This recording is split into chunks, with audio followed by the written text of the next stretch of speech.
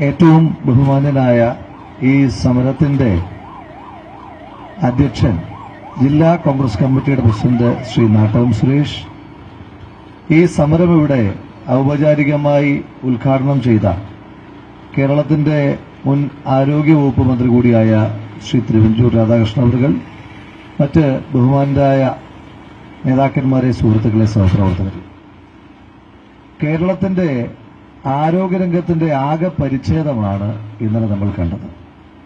പരിച്ഛേദമെന്ന് പറയുമ്പോൾ പുറമേ നിന്ന് നോക്കുമ്പോൾ സുന്ദരമെന്ന് തോന്നുമെങ്കിലും ബലക്ഷയം കാരണം ഒരു കാറ്റടിച്ചാൽ തകർന്ന് തരിപ്പണമായി പാളീസായി പോകുന്ന അവസ്ഥയിലാണ് കേരളത്തിന്റെ ആരോഗ്യമേഖലയെന്ന് ഇന്നലെ കൊണ്ട് നമുക്ക് ബോധ്യപ്പെടുകയാണ്. ഇവിടുത്തെ കേരളത്തിന്റെ ആരോഗ്യരംഗത്തിന്റെ ഇപ്പോഴത്തെ ഒരു പ്രത്യേകത, ഒരു പാരസെറ്റാമോൾ കഴിച്ച് ആർക്കെങ്കിലും ഒന്ന് പനി മാറിയാൽ പറയും അത് ആരോഗ്യമന്ത്രിയുടെ ക്രെഡിറ്റാണ്, ഇത് സർക്കാരിന്റെ വിജയമാണ്, ഇത് പിണറായി വിജയന്റെ വിജയമാണ്. എന്നാൽ ബാക്കിയുള്ള ചെറുതും വലുതുമായ എല്ലാ വീഴ്ചകളും ഉണ്ടാകുമ്പോഴും അത് സിസ്റ്റം എറർ എന്ന് പറയുന്ന ഒരു ആരോഗ്യവകുപ്പ് മന്ത്രി. ഇന്നലെ ഇവിടെയുണ്ടായ ഏറ്റവും ക്രൂരമായ സംഭവം, സാധാരണഗതിയിൽ ഈ ആരോഗ്യവകുപ്പിന് കീഴിൽ ചികിത്സാ പിഴവ് കാരണം നിരവധി ആളുകൾ മരണപ്പെടുന്ന സാഹചര്യം നമ്മൾ ഇതുവരെ വായിച്ചിട്ടുണ്ട്. എന്നാൽ കൂട്ടിരിക്കാൻ വന്ന ആളുപോലും മരണപ്പെടുന്ന തരത്തിലേക്ക്, കൊല്ലപ്പെടുന്ന തരത്തിലേക്ക് കേരളത്തിന്റെ ആരോഗ്യമേഖലയിലെ അനാസ്ഥ. അവരെന്താ ഇന്നലെ പറഞ്ഞത്?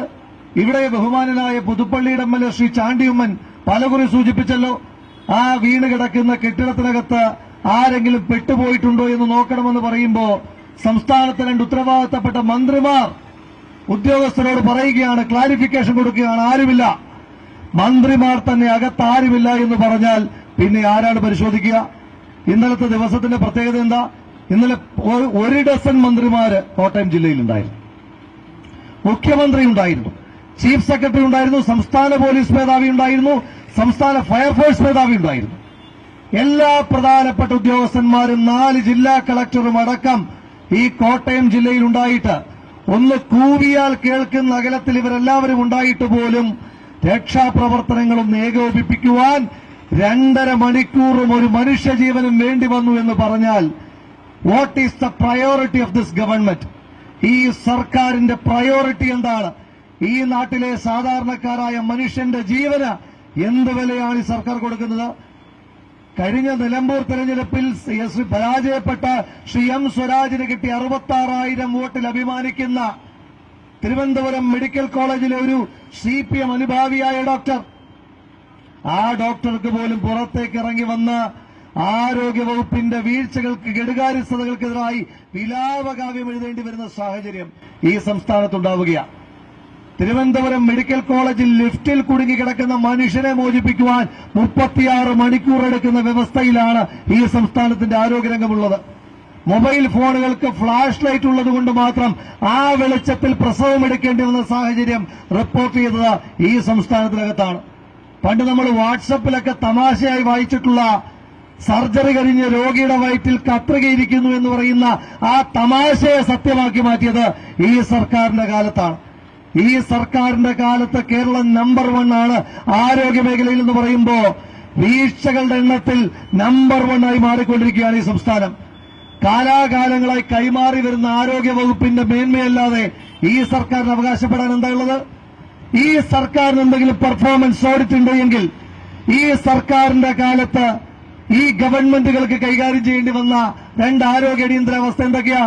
ഒന്ന് നിപ്പയും പിന്നൊന്ന് കോവിഡും. എന്താ നിപ്പയുടെയും കോവിഡിന്റെ അവസ്ഥ?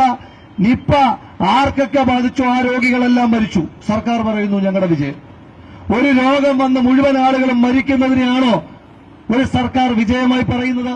പിന്നെ വന്നതെന്താ? കോവിഡ്. കോവിഡിന്റെ പ്രത്യേകത എന്താ? ഈ രാജ്യത്തെ ഏറ്റവും അധികം കോവിഡ് രോഗികൾ ബാധിച്ച സംസ്ഥാനങ്ങളിൽ 1ാം സ്ഥാനം കേരളത്തിന്. ഈ രാജ്യത്തെ ഏറ്റവും അധികം ആളുകൾ കോവിഡ് ബാധിച്ച് മരിച്ചതിന്റെ കണക്കിൽ 2ാം സ്ഥാനം കേരളത്തിന്. ഈ രാജ്യത്ത് ഏതെങ്കിലും ഒരു സർക്കാർ കോവിഡ് രോഗികൾ മരിച്ചതിന്റെ കണക്ക് പൂഴ്ത്തിവെച്ചതിന് ചരിത്രമുണ്ടെങ്കിൽ അതും ഈ സർക്കാരിന്.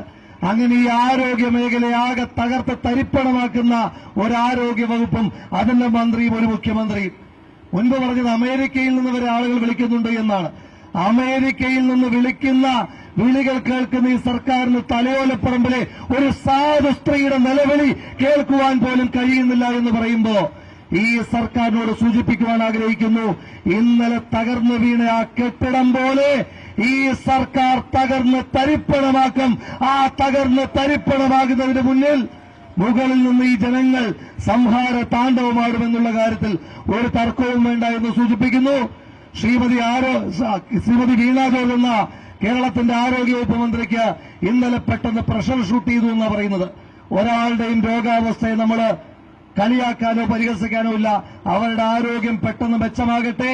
അവരുടെ ആരോഗ്യം മെച്ചമായാലും കേരളത്തിന്റെ ആരോഗ്യം അവരുടെ കൈകൊണ്ട് മെച്ചമാകുമെന്ന പ്രതീക്ഷയില്ലാത്തതുകൊണ്ട് ശ്രീമതി വീണ ജോർജ് എന്ന കേരളത്തിന്റെ ആരോഗ്യമന്ത്രി രാജിവെക്കുന്നതുവരെ തുടർ സമരങ്ങളുമായി കോൺഗ്രസും യൂത്ത് കോൺഗ്രസും അടക്കമുള്ള സംഘടനകൾ മുന്നോട്ട് പോകുമെന്ന് മാത്രം സൂചിപ്പിച്ചുകൊണ്ട് ഏതാനും നിമിഷങ്ങൾക്കകം സംസ്ഥാന യൂത്ത് കോൺഗ്രസ് കമ്മിറ്റിയുടെ ആഭിമുഖ്യത്തിലുള്ള ഈ മെഡിക്കൽ കോളേജിലേക്കുള്ള മാർച്ചും ഉണ്ടായിരിക്കും.